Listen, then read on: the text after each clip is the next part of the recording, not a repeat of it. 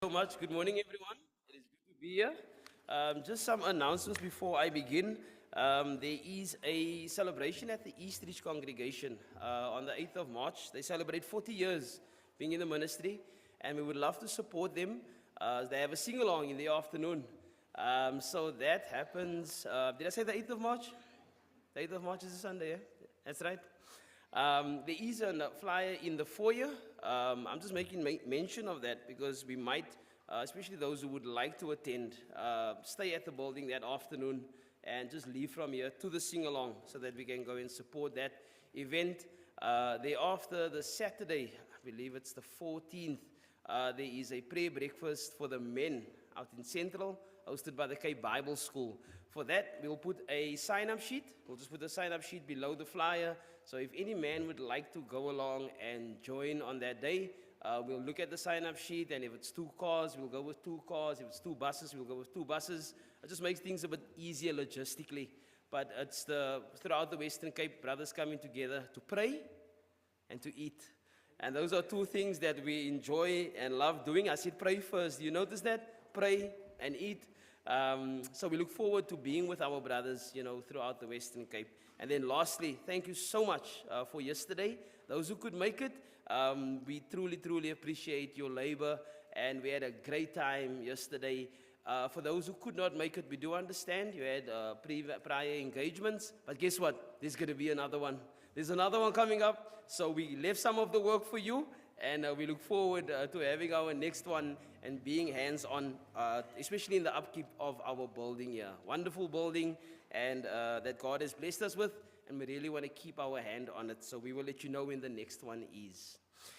As far as our sermon for today, it's a conclusion of things. We've been down this road of love. It's a topic that can never be exhausted. And I think if the Lord allows for the next 50 years, we can probably have studies and preaching and just talk about love in general. But it would be pointless if we don't act on it. It would be pointless if this does not spur us on, to love harder and deeper and with more intent. And maybe we've been doing love wrong. But I would say this, that we started off and we spoke about love, wonderful love. That was our first lesson in February. And we said we'll theme it the month of love because we want to speak about God's love. And we spoke about things like 1 Corinthians chapter 13. And God explains to us what love is. So we spoke about this wonderful love. And if that love was not wonderful, then we need to go back there to go and again read the text, understand the text, and practice the text and apply it in our daily life. We moved on and we spoke about the cost of love, which was also a very, very challenging time for us because we understood that this love, it costs. It really does cost to have this love. Last week we spoke about the don'ts that protect this love. And there were some things that we were told not to do, not by the preacher, but rather by God Almighty. Why? Because He wants to protect this love that we have. And there was a lot of things there that He said stay away from, refrain from doing. Why? Because those are the things that's going to allow you to have this love. And today we are where we are and we speak about sharing this love. There's enough love for us to share and send around the world a few times, and we'll still have enough of that love left. I say that, and I will refrain from mentioning the person's name. She's gone on to be with the Lord. But I was a younger preacher. I'm a young preacher today. I was a younger preacher. And she used to come down the aisle week in and week out. Regardless of what the topic was, regardless of how the sermon went and what the preacher was talking about, as he said, as we stand and sing, and the song leader got up to sing, at the first verse, she would come down the aisle. And I speak of experience because I was the preacher, and she would come and give a request, and we would pray for her. And it wasn't long, and the next week she would come down the aisle again. And soon those weeks turned into months, and the months turned into years, and the years turned into decades, and she would come down the aisle. And some people, I would guess, would become agitated to say that, are you going to come every week and make the same request? And some people were very, very encouraged. And this preacher who stands before you today was very encouraged by it. For her to notice that there is strength and power in something called prayer. For her to know that if the saints are not praying for you, then who will pray for you?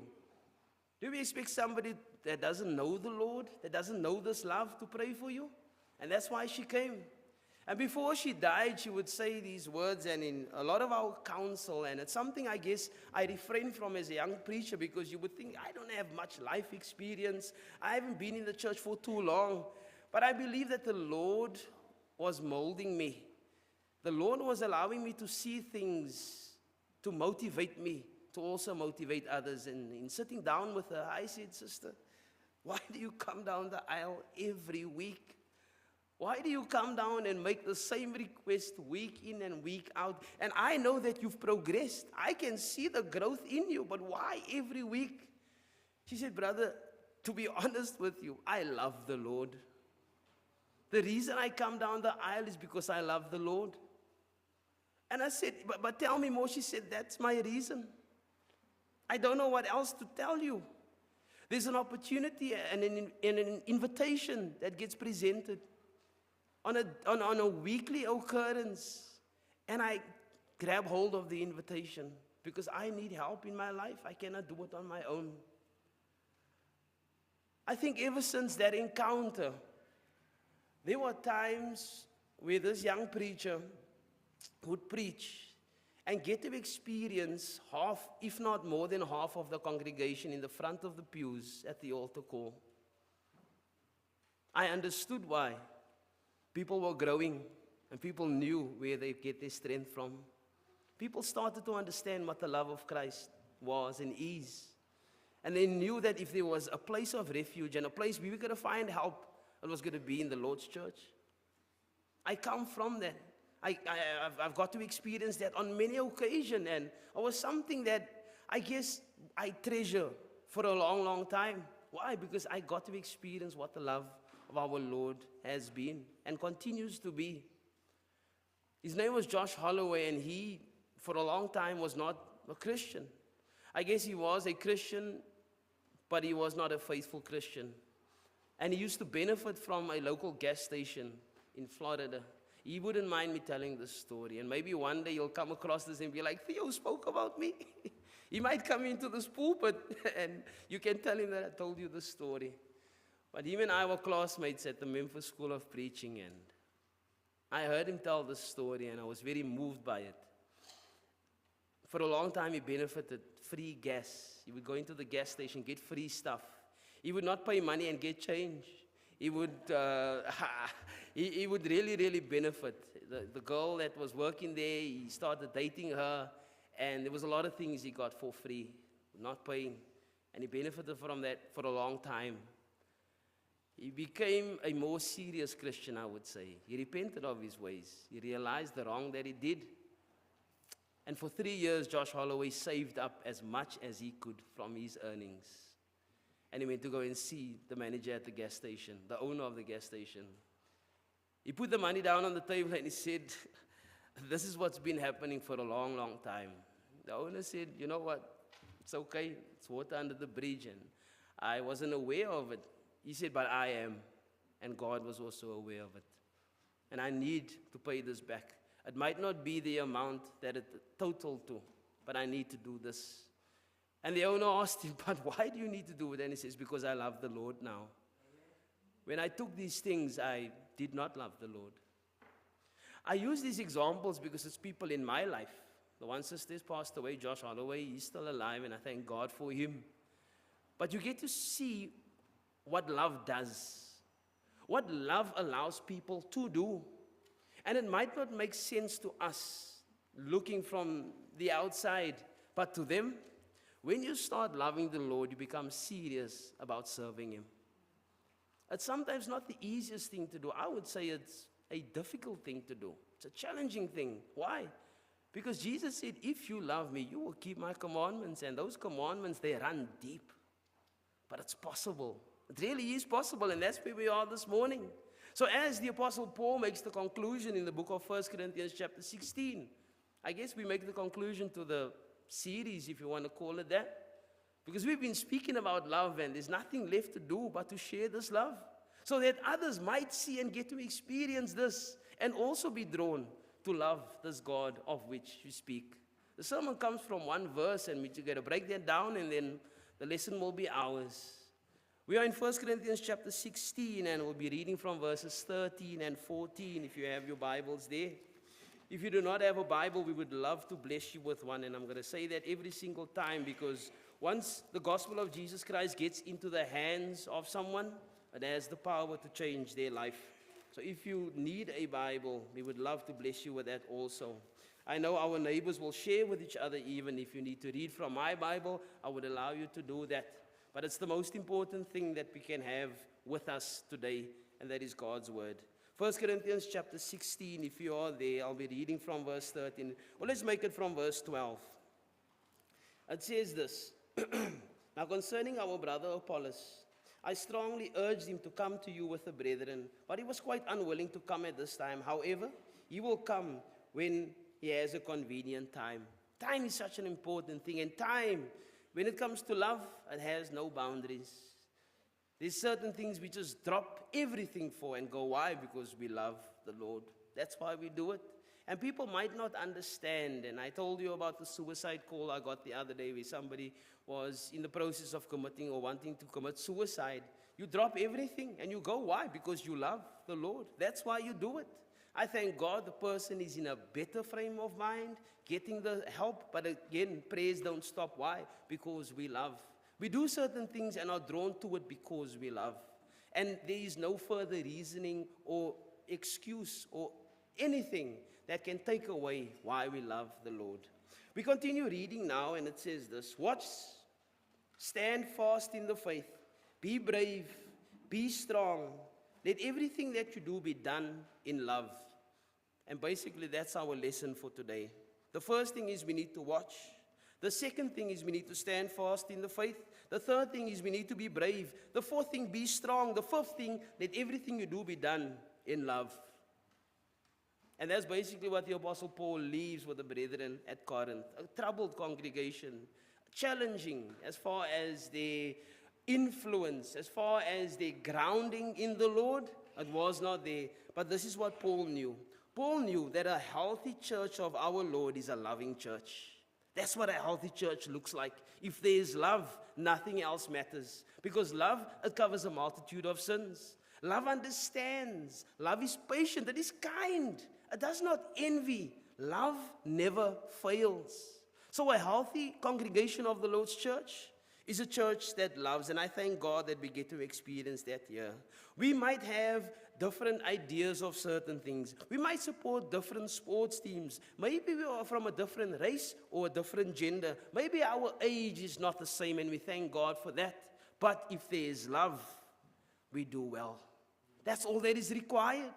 God doesn't put the people who look the same together. He doesn't put people who you know what love does? We might not even speak the same language, but love is something that can be felt. And I can speak to you in a different language, and you might not be knowing what I'm saying, but I guess I tell you what, you can sense if there's love or not. Love is a powerful thing. And it's something that the devil would want us to forget how powerful it is. It's something that the devil would want us to refrain from using and sharing and talking about. And he would probably hate a series like this to say they're talking about this love. They're going to know more. They're going to be educated about this love. And once they start sharing this love, it's going to spread far and wide. And more people is going to know about this love. We can choose not to do that.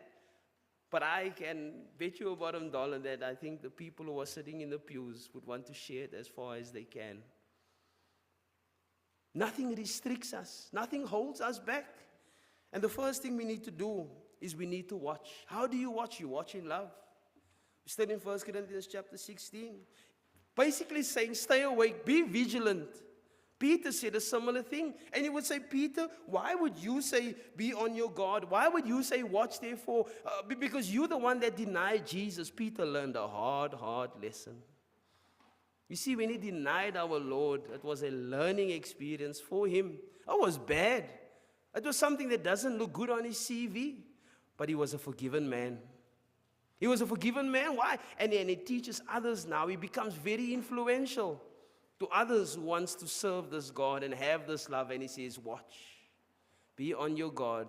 The devil's coming for you. And when he comes, be prepared. How do we prepare? By loving the Lord. That's how you prepare. So when Peter speaks, I listen. Why? Because I probably have been one who was not watching. Or maybe I was watching for the wrong thing. How will the house owner know if the thief is coming, if he's not watching? And if he's not there, he puts someone in place and says to that person, now you watch. Why? What are you watching for? In case somebody comes and tries to break in here. In case somebody tries to harm us. Therefore we sit and we wait and we watch. Brother, sister, friend, neighbor, if you are here today, watch. Guard your soul. Guard your life. Guard your thoughts. Why? Because Satan also is fighting for that. God wants it. God really appreciates when you come to him and allow for him to work with that. But Satan wants it. So if we don't watch, we will fall. Be ready for what is coming.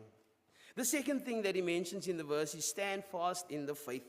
Jude says, earnestly contend for this faith, Jude 3. Peter said, be ready to give an answer for this faith, 1 Peter chapter 3, verse 15. Paul said, be steadfast and unmovable in this faith, 1 Corinthians 15 and 58. Why would they all mention and speak about this faith? Well, they speak about this faith because it's a powerful thing, and they say you need to stand fast in it. To help our point, maybe we can go to Matthew chapter 17, and it will give us some insight as to this faith of which we speak. I'm reading from verse 14 in Matthew chapter 17, and it says this. And when they had come to the multitude, a man came to him, kneeling down to him, saying, Lord, have mercy on my son. He is an epileptic, and he suffers severely. For when he falls into the fire, and sometimes he burns himself with the water. So I brought him to your disciples, but they could not cure him. And you would think that if anybody could cure this boy, it's probably going to be the disciples, but they could not. And you would think, so who then can cure this boy?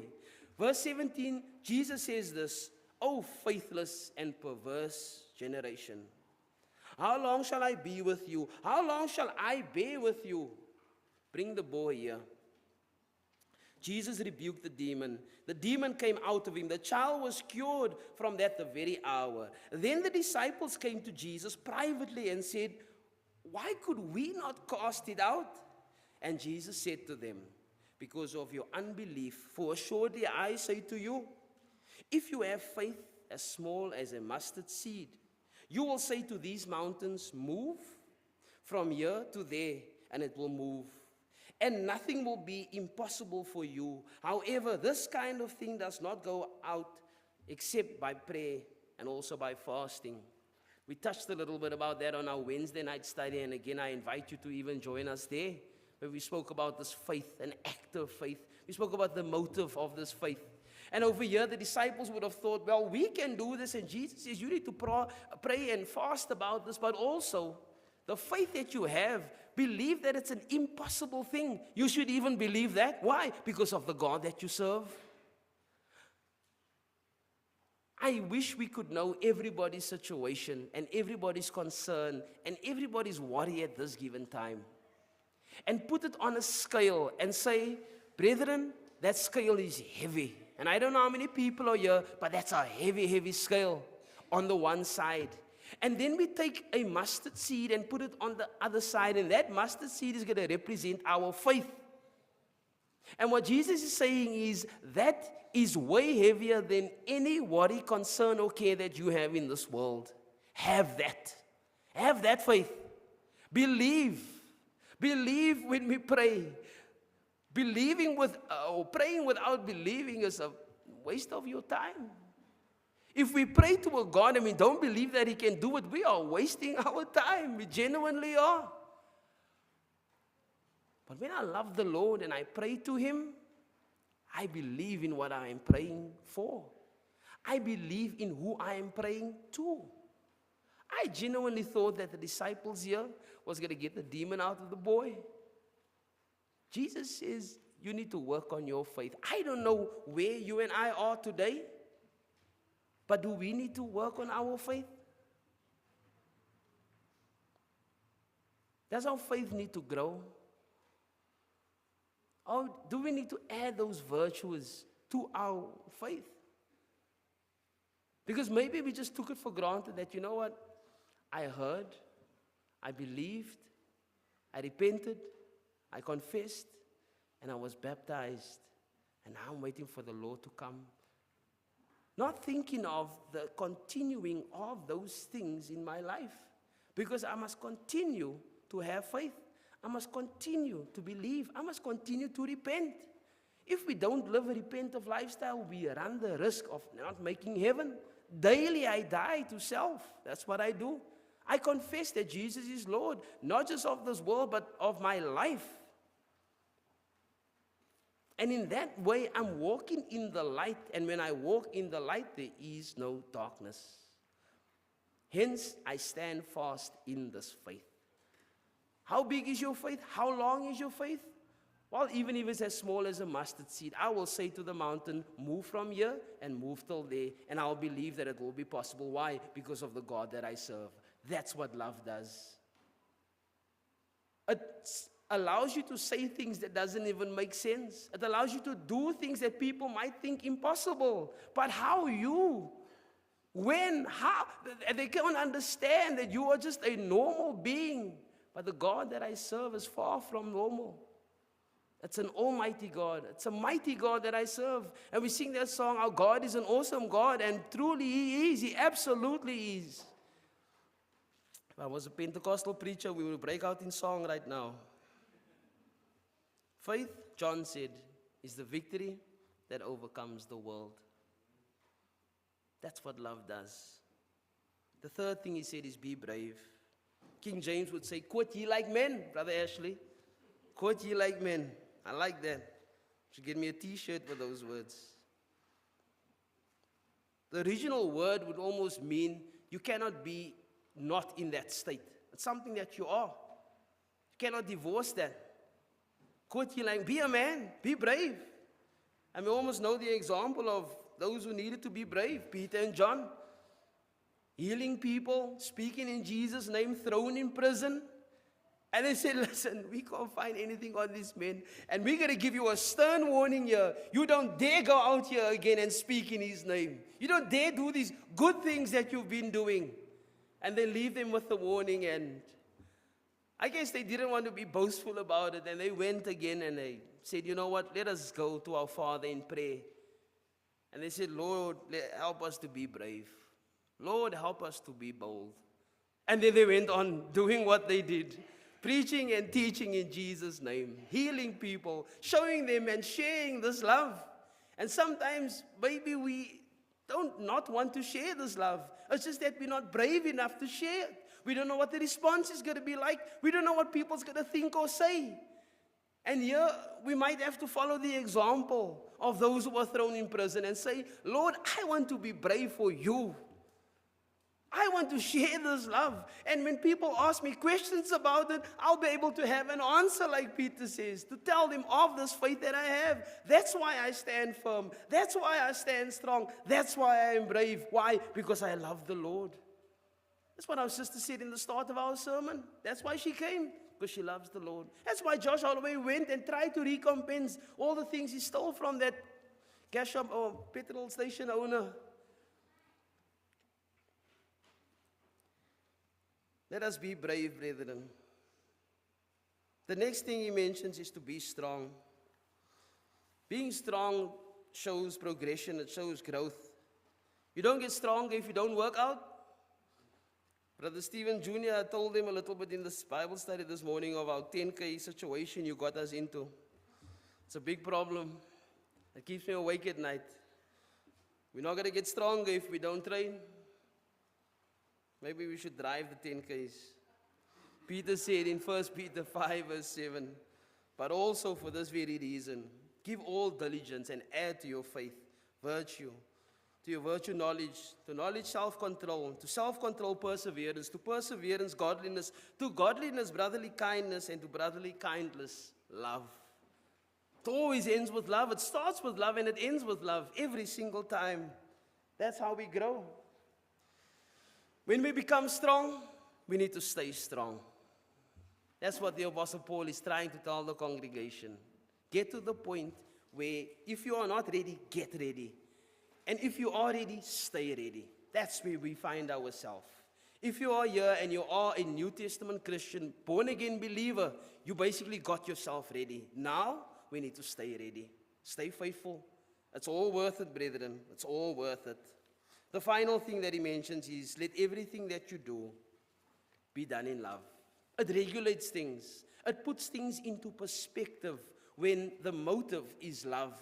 Oh, so that's why you do it. That's why you say it. That's why you put yourself in that position. That's why sometimes you even count yourself as less and others as more. That's why you go. That's why you cry. That's why you die. It's because of love. When we share the gospel in love, Ephesians chapter 4 would teach us, you speak the truth in love. When Paul wrote to Timothy, he said, reprove, rebuke, and exhort with all long suffering and doctrine. Why? Because it comes from love. You don't rebuke people because you want to hurt their feelings. You don't tell people why what they are doing is wrong and you want to break them down for them to stay away from church. That's not why you do it. And sometimes the preacher can be misinterpreted if people don't know where it comes from. And they say, oh, preacher, you're stepping on my toes. And I apologize because I was aiming for your heart. I really was. You like that, Matthew? That's a status right there. When you restore somebody, Galatians 6, how do we restore them? In love. You my brother. You my sister. I will restore you in love. Why? Because I love the Lord. And if I don't see my brother and my sister here, it unsettles me. I don't feel good about it. I'm concerned. I have a care. But why do you have a care? You don't even know them that well. I know them enough to care. And I really would want to get to know more and more of our brethren. When we serve in love. You see, brethren, we've been called out to liberty. Not to use this liberty as an opportunity for the flesh, but through love to serve one another. Galatians chapter 5, verse 13. When I worship God in love. When I give in love. When I talk in love. When I pray in love. When I study God's word, I study God's word in love. It reads differently. When I open up this book and see what my Father has to say to me, but I read it through the lens of love, it means so much more. And it has been written in love. All of us have different personalities. We have different upbringings, different ideas. We look different and we sound different. But brethren, if we have love, then we have done well. That's all that is required. Nothing else matters. It really does not. And as somebody coming into a congregation of this nature, I can see how much love has been shared here. Because there's certain things that you have done and achieved and still achieve because you love the Lord. Keep doing that. There's other things that you maybe have not done and fallen short of because love was not shared there, that do. This is not a sermon to get onto the congregation and say, oh, I can see this as a hopeless cause here. This is basically to say, I'm so glad to see the things that is in place, that I want to be a part of it. Maybe the elders didn't tell you that, but it took me a long time to put pen to paper, although I didn't put pen to paper. It was just a verbal yes. It took me a long time. Why? What I had and where I come from, it was such a big part of my life. In my adult life, I did not know anything else but my ministry at Eastridge. Growing up as a young man, I did not know church. We weren't a very religious family. And my parents will tell you that. So when I found the Lord's church, brothers and sisters, I kid you not, I got to find out that this is what love is like. They taught me how to love, why we love, and how love has no boundaries. I understood that it does not fail. When I apply my heart into the ministry of our Lord, it never fails. Why? Love is the driving force. So you come to a congregation like Somerset West, and you thank God that you see the foundation and that it stems from love. It's the same love, it's the same language. It's something that you feel, it's something that you sense, it's something that is almost hard to explain. But if it's there, it's a great thing. Some people might call yesterday what's his name, work day. Let me tell you, I felt the love. I really did feel the love. You see, love doesn't need a full auditorium. Love doesn't need the perfect weather. Love doesn't need a collar and a tie, and love doesn't need there to be absolute silence. Love is something that it may not make sense to you if you don't know the Lord. But it's something that as God's children, we need to share. You see, in this life, you get two different types of people. And both of them are served a cold cup of Coke on a hot summer's day. The first person takes a sip and says, "Oh, I'm actually trying to stop drinking this Coke." The other person refuses it and says, "I actually quit." I don't know what type of person you are. But if I'm serious about something, I want to be the second type of person. And not be somebody that says, "Oh, I'm trying to serve the Lord." But I actually want to be the person that says, "I am serving the Lord." I don't want to be a person that says, "Oh, I really want to be a child of God." I want to be the person that says, "I am a child of God." That's what love does. That's when we put the boldness and take it out of our pocket and say, "I'm going to play my boldness card now. I'm going to play my brave card. I'm going to stand fast in the faith. This is what I'm going to do." You know why? Because everything that I do it in love. Paul confirms not just his love to the brethren, but also God's love to them. Just because they were doing things that were wrong, Paul's love didn't stop. Maybe you and I have failed in certain areas of our life. God's love doesn't stop. You see, he cannot deny himself. He cannot go against his nature, and his nature is to love. So maybe you and I have not been faithful, but guess what? God has been. He's shared his love, and so should we. Brethren, in closing, I'll say this. Watch, stand fast in the faith, be brave, be strong, and let everything be done in love. May God bless you. I thank you for your kind attention. Thank you for listening. And I look forward to journeying forward. And we don't have to ask Mazi to go to the store to go and fetch love so that we can hand out to people. But rather the love is right here. And we need to share it as far and as great as we can. If there's anybody here that requires prayer, we're going to ask that you come to the front as together we stand and as we sing.